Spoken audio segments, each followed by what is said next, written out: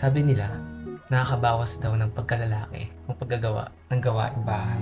Pero 2026 na eh. Luma na siguro yun.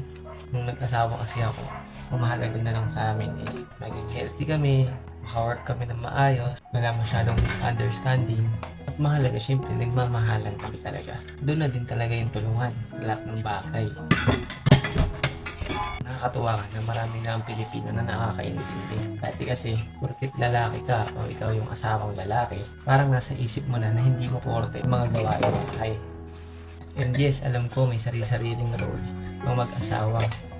Pero, doon pa rin yung talagang tulungan. Mag-back up ka sa ibang bagay at back up naman yung asawa mong babae sa ibang bagay. Lalo na pag dumating sa point na hindi na kaya ng isa, mga dati niya ginagawa. Tulad ngayon, may sakit siya. Kailangan natin alagaan siya at medyo stop muna sa mga gawain bahay.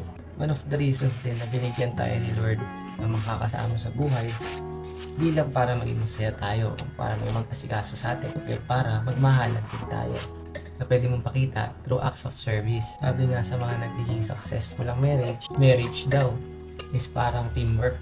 Hindi pwede ikaw lang ang gagalaw at yung isa hindi.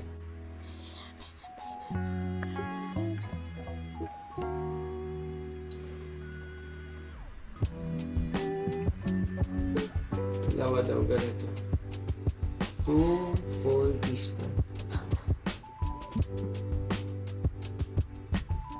Ay, pangkakan. Yummy!